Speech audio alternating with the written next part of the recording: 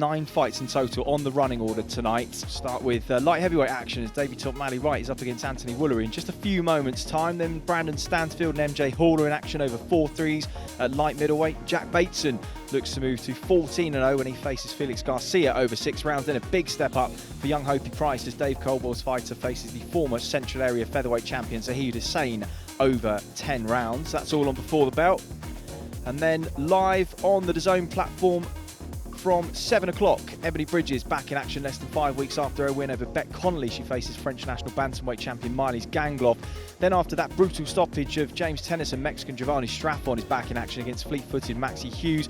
Benn and Adrian Granados will do battle after their rescheduled headliner from Fight Camp Week 1. Then undisputed lightweight world champion Katie Taylor makes a mandatory defence of her belt over Jennifer Hahn of 10 rounds in our chief support. And if you needed any reminder, 20,000 will be present here at Headingley as Josh Warrington walks back into the dangerous path of the man who handed him his only career defeat today, Mexican Mauricio Lara. And now, ladies and gentlemen, 4 rounds of boxing scheduled in the light heavyweight division. Introducing first and fighting out of the red corner, he wears white trunks with black and gold trim. His professional record, 2 wins against 6 defeats. He scaled 12 stone, 13 pounds, 12 ounces. Fighting out of Wolverhampton, England, here is Anthony "The Bull" Woolery.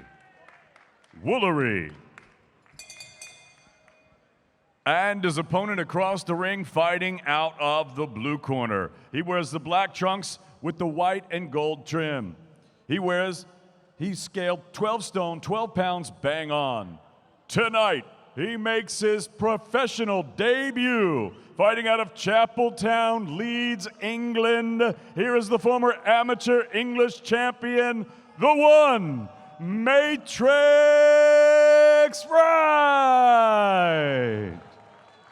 Right. Yes, you know I'm a big fan of the feint, Chris, and straight away come out, centre of the ring, feinting, trying to see and find the openings by not actually having to throw a shot. But you're right, he's all for the unorthodox, but this is a good barrage of punches from Wright. Yeah, he let his hands go there, got through, pushed Woolery back, and the Wolverhampton man is now finding himself on the back foot. As I said to you, a couple of good scraps with Mikhail Luau, Isaac Chamberlin, who are big, solid, very well-schooled cruiserweights too. As another right hand gets through. A box of tricks, lovely chopping right there, and Woolery's just bent at the waist momentarily, and the referee just had a quick look at him there. Another left hook to the body, chops the uppercut through the middle. A left hook on the turn there, and now Woolery just sensing a bit of momentum. Right. But a lot to like for this young man. Not smothering his work too much either, just holding that gap, looking for the openings. Left hook, lead. Woolery just dips under the right hand. The bell goes to the end of round number 2.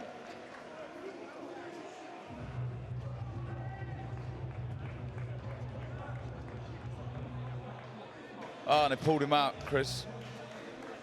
Well, it seemed a little bit early, but I think at this point of Anthony Woolery's career, maybe he knew, maybe there was something he was taking into the fight that we didn't know about.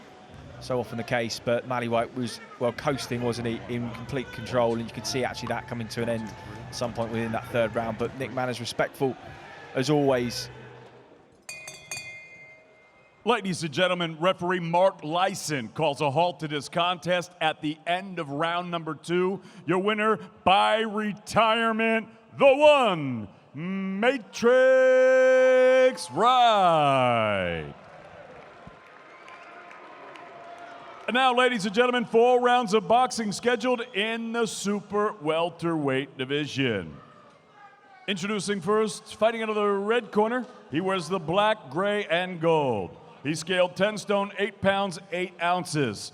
This 66-fight veteran hails from Worsley, England. Please welcome MJ Hall. And his opponent across the ring fighting out of the blue corner. He wears silver, white, and gold. He scaled 10 stone, 9 pounds, 8 ounces. His young professional record thus far perfect, 1 fight, 1 victory. Fighting out of Leeds, England, Brandon Stansfield. Having a battle for that front foot. Obviously, Hall in the southpaw stance. Stansfield trying to get an outside again. Good body work. Really worked the body. Oh, lovely right uppercut. That was a good shot. Times of that uppercut, and MJ Hall just tried to respond with a right hand. There's blood from the nose of the Worsley fighter. Really been impressed with that right uppercut. I said that lovely right hand made MJ Hall fall short. Countered with a lovely quick right hand. That was lovely work. Beautiful shot. Textbook counter punch in that. Good performance though. Definitely put a dent in MJ Hall. And he just come over to our commentary position here. You hear the shots thudding in. Hall trying to hang on, but Stansfield works 3, 4, 5 to the body. They're all getting through. Here's the 10-second clapper, and he'll be relieved, MJ Hall. He's done he's really played his part here. He's got stuck in, let his hands go. And that is the end of the 4 rounds between the pair of these. Ladies and gentlemen, if we could please get a nice round of applause out here for both of these fighters. After 4 rounds of boxing here at Headingley, we go to referee Steve Gray's card. It reads 40-36 for your winner from Leeds. He's still undefeated, Brandon Stansfield. And now, ladies and gentlemen, 6 rounds of boxing scheduled in the super bantamweight division. Introducing first, fighting out of the red corner, wearing the blue trunks with the gray stripe. He scaled 8 stone, 11 pounds, bang on. His professional record, 7 wins, 2 defeats, 1 draw. He has 3 wins coming by way of knockout. Presentando de Huigalpa, Chontales, Nicaragua, Felix Garcia.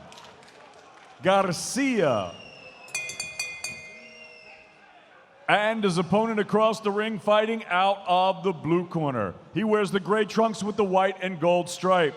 He scaled 8 stone, 12 pounds, bang on. His professional record thus far perfect, 13 fights, 13 victories, 3 of them coming by way of knockout.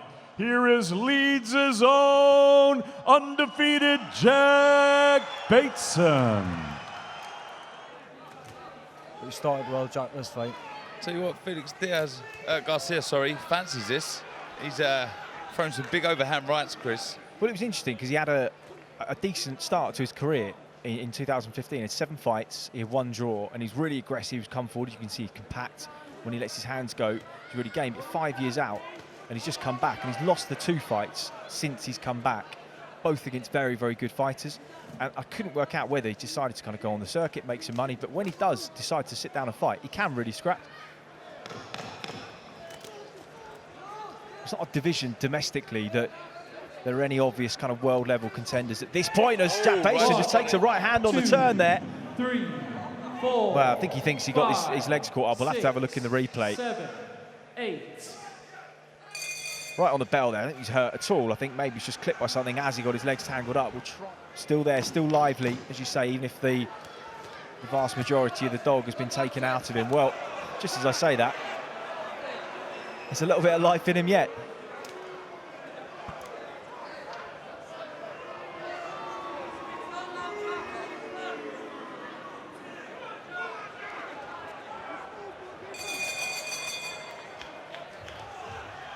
He's boxed nicely. Smart stuff when he's had to. Overcome some tricky periods.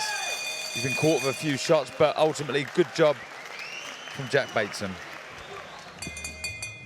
Ladies and gentlemen, after 6 rounds of action here at Headingley, we go to referee Mark Lyson's scorecard. It reads 58-56. For your winner, he's still undefeated. Leads his own Jack Bateman.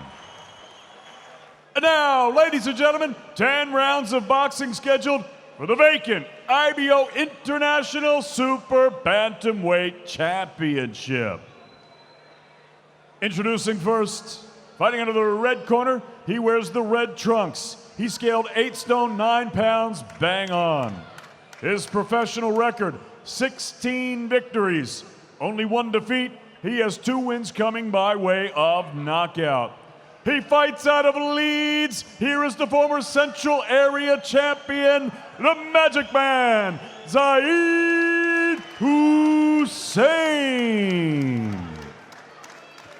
Hussein. And his opponent across the ring, fighting out of the blue corner. He wears the white trunks with the green and blue trim.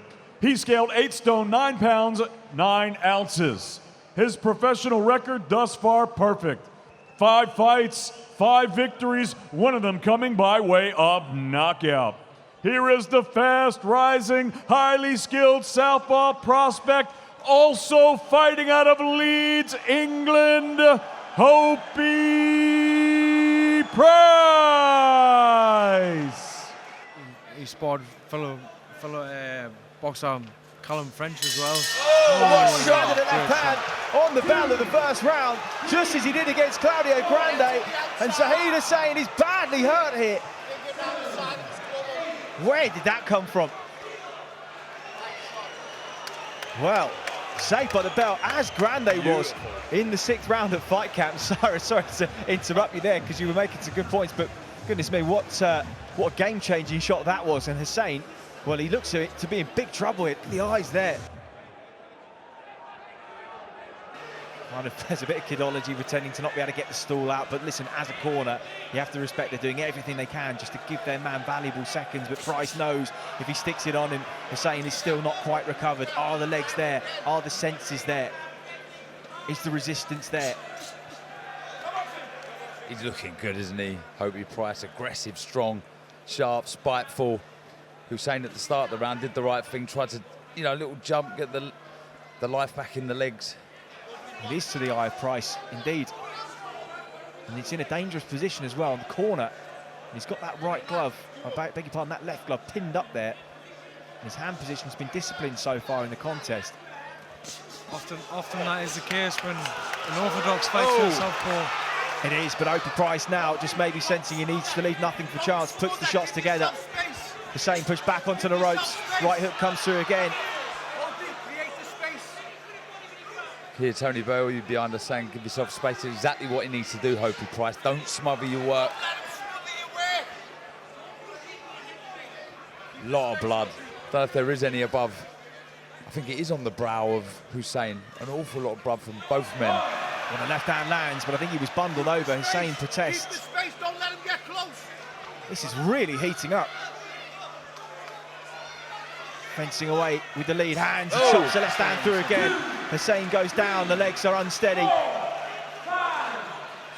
Still a minute left on their own, so I think it'll be a good opportunity now for Hopi to turn it up. If he puts the shots together, could he get the finish here in round 2? Price stepping to him, steps across, creates the angle. Hussein in big trouble, it's all over. And the fight that was scheduled for 10 rounds for Hopi Price hasn't even gone 2. And he walks back to Dave Caldwell, who had so much confidence and faith in him in this contest, and he has just blown, absolutely blown Zahid Hussein away. Ladies and gentlemen, referee Howard Foster calls a halt to this contest. The official time of the stoppage, 2 minutes and 33 seconds of round number 2. Your winner by RSC. He's still undefeated, and the new IBO International Super Bantamweight Champion, Hopi Price.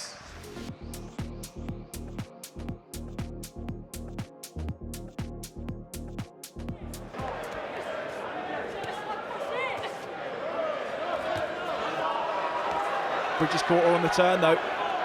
Did him well, Ganloff. Nice counter right hand from Gangloff, fighting away off the ropes. Good scrap so far.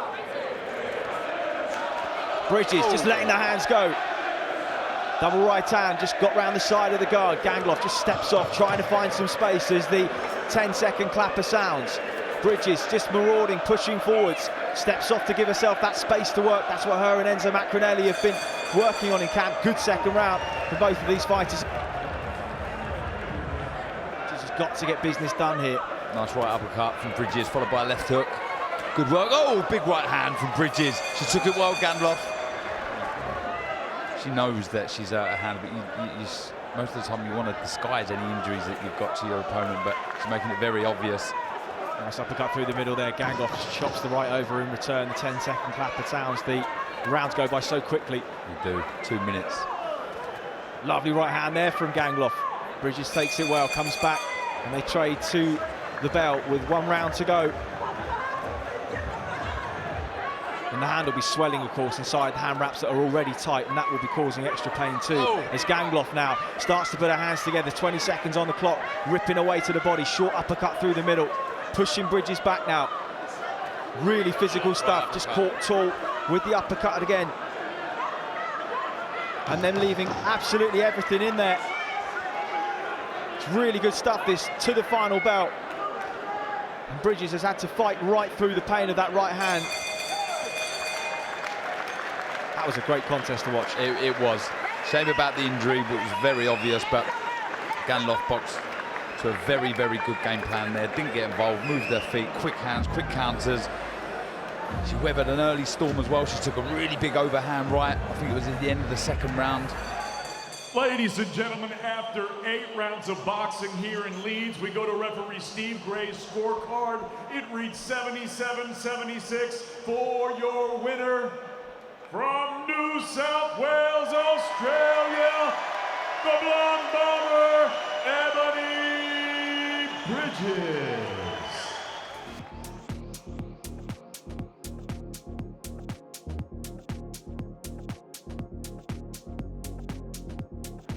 Giving Straffon opportunities though if he stays too long. Oh, lovely left hand. He's hurt. And Straffon is wobbled. And Hughes has stepped on him. Giovanni Straffon in big trouble. The Mexican fighting back. Hughes stepping on him again. Is he smothering his work as Straffon desperately tries to hang on? The rope's hanging him up, and the crowd here in Leeds have risen to their feet for Maxi Hughes. Well, this was absolutely nothing like on the script here, and Straffon in all sorts of trouble. Legs are gone from Straffon. They're all over the place. He seems to have gotten back slightly, but it was a great shot from Maxi Hughes, and back he goes again. Hughes digging away again. Straffon in big trouble. Minute 30 on the clock in the 5th. Well, well, well. Boxing never fails to amaze you. And he cannot move. He's rooted to the spot. Giovanni Straffon. Hughes has got free rein. Can he find something? He's got to give himself some space. He's smothering his work here, Chris. Well, Hughes looks exhausted as well, but he's not the one that's hurt. He's just a little bit fatigued with 10 seconds to go. An emphatic 5th round for the Leeds fighter. Big left hand again. Straffon now tries to hang on. How will he recover in this next minute? What a round. What a round for Maxi Hughes. Oh, good body work from Hughes there. Lovely, and a Absolutely lovely shot. inspired stuff this from Maxi Hughes, and don't the Leeds fans know it? Straffon leans on him, tries to get the head safe, looks for the uppercut, but Hughes again keeps those hands high and tight. He can't miss with the overhand right, can he, Hughes? But he's doing it so well. He's working the body, getting the hands to drop a Straffon, then coming back to the left like he's done just there.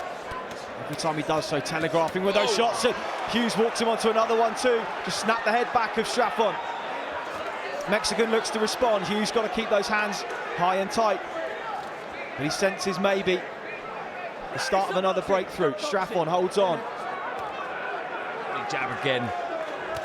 You know, he won his first Central Area title 4 years ago. And look at this. Stiff jab again, rolls under the hooks. 30 seconds on the clock. Just tucks up now, pushes Straffon back. There'll be a part of him that desperately wants to go macho for the last 15 seconds, but he's got to stay disciplined. Straffon out of ideas. Is he out of steam? And just wait till you hear the roar of these fans at the final bell for Maxi Hughes. Jab on the turn, raises a hand up. Straffon launches the left hand, and he's all done. And a famous victory for Maxi Hughes. Sean O'Hagan engineered the game plan to perfection. Ladies and gentlemen, after 12 rounds of action here in Leeds, England, we go to the judges' score totals. Howard Foster and Leszek Jankowiak both scored about 120, 107. Pavel Cardini, 119, 109. All three for your winner by unanimous decision. And the new IBO lightweight champion of the world, Maxi Hughes.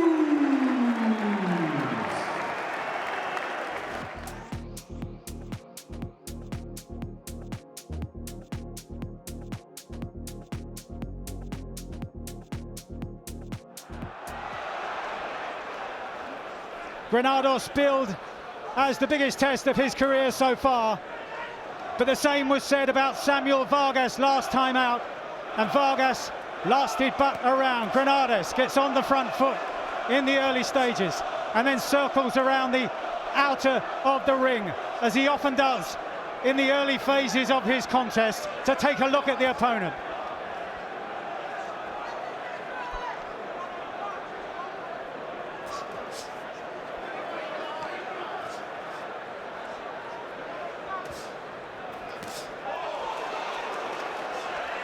Benn flicking out the left hand after a solid right hand just grazed the chin of Granados, and then another left hook from Conor Benn. We saw him working on that with Tony Sims in the dressing room before he made his walk to the ring here, to this bear pit atmosphere.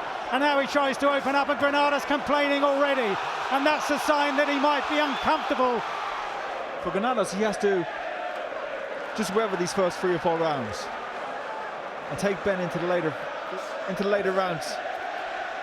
Benn working away to the body, and the crowd roar, but that was a slip.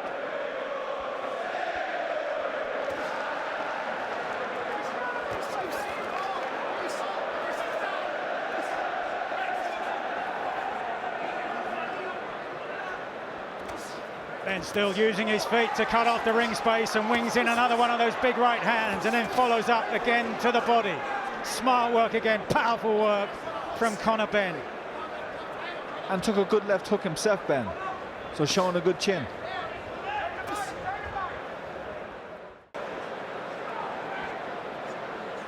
Turn southpaw, Granados. Good right hand for the middle. Brilliant right hand from Benn, one of his best shots of the contest, and tries to follow up with the same shot, but Granados takes it. Again, all part of the learning curve for Benn, and not everybody will crumble when those right hands connect.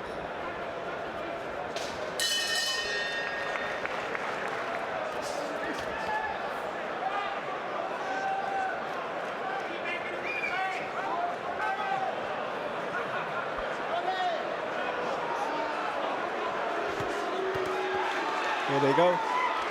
Left hook from Granados gets there on the ropes as Benn just gets clumsy for a moment. Benn imploring his man to come forward. What are you made of is the signal from Benn. Granados prepares to get on his bike as the bell sounds at the end of 10 rounds. A solid test for Conor Benn.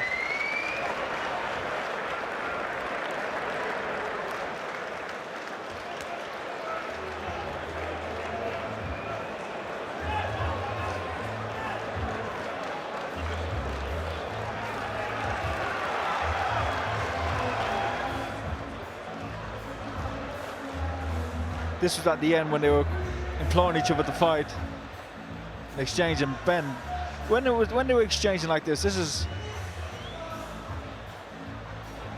sums up the fight pretty much. When they had an exchange, Benn was the better man, but it was the craft and the experience of Granados that kept him honest all night.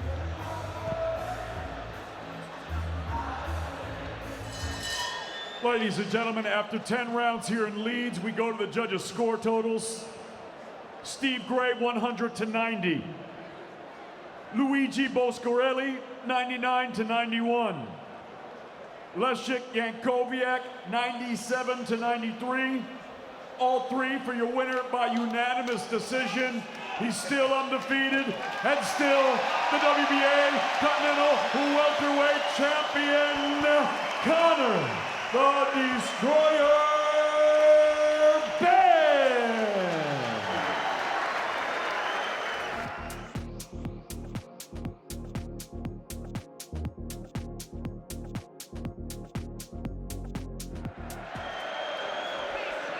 Taylor immediately onto the front foot, looking to dominate right from the opening bell.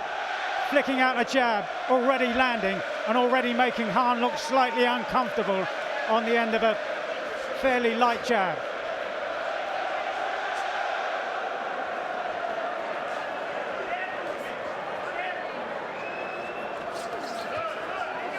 Taylor slipping inside the jab of Hahn and trying to land the left hook to the chin. Really looks like she means business tonight.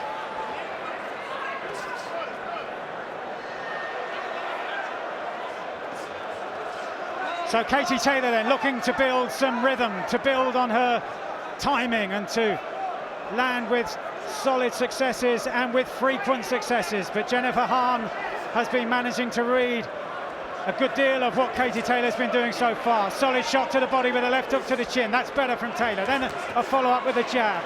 Smarter start to this, the third round. She's looking to punch with Hahn now.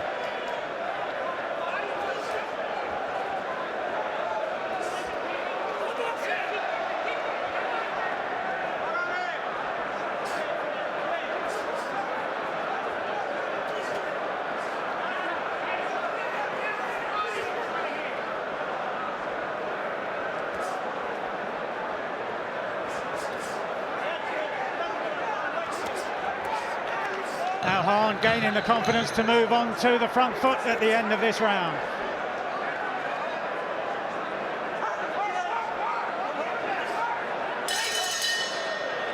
One of the questions posed in the build-up to the contest at the age of 35, at what stage would Katie Taylor start to slip? She laughed away the suggestions and said that she's still got much to do in this sport that she's graced for so long. She's been really clever with her jab, Katie Taylor. Good right hand. When she jabs, she moves her head off the line. She moves her head to her right. So there's no fear of getting caught with a jab while doing it.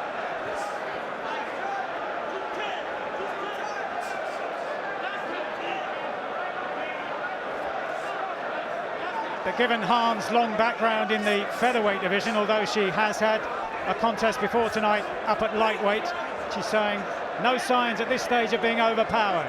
And if you look at them physically, she looks like the bigger woman in there.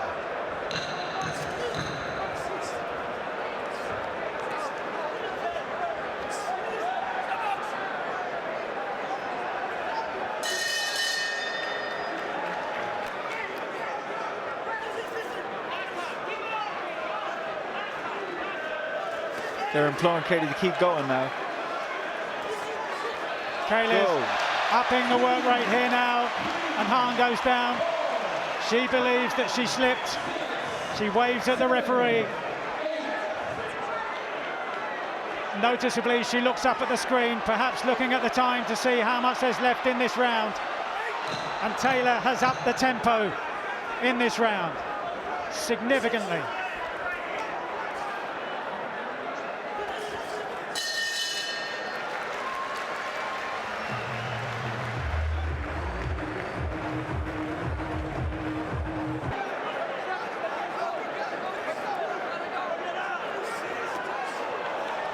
Brilliant finish by Taylor. Can she find the home for that left hook before the final bell?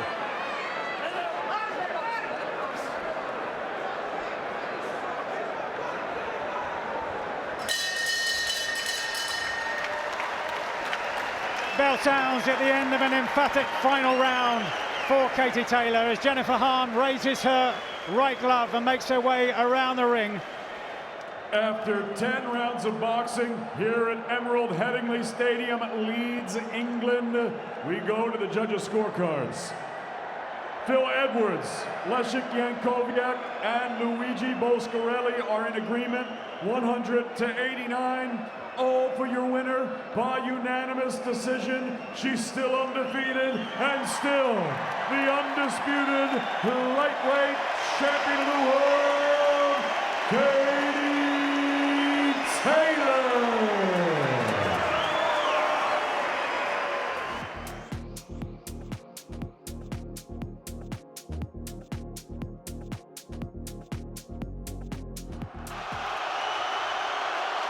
Josh Warrington, on the night he says is the most important of his career.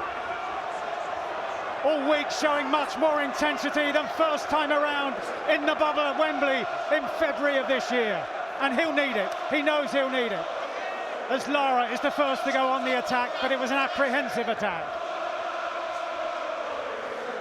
And already looking more compact in these opening seconds. Gloves are high. Sneaky left hook from Warrington there. Just grazed the high part of the head of Lara. And this has been a promising first round for Josh Warrington. Still with its warning signs though, Mike.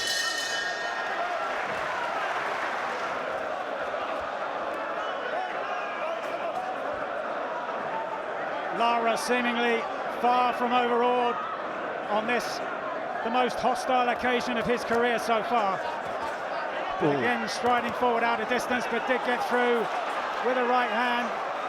And now Lara reels away after a clash of heads.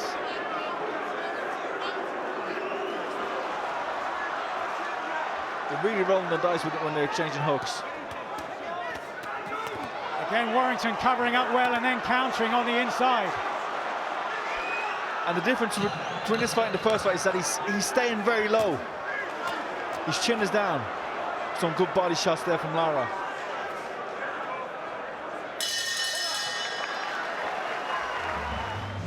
But it's a bad cut. It's a bad cut, Mike.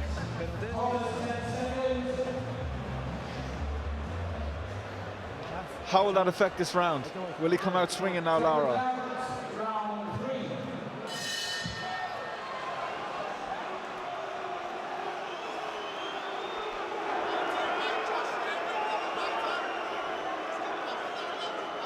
Well, Steve Gray is insisting that some of the surface grease is removed, and that is a giant cut.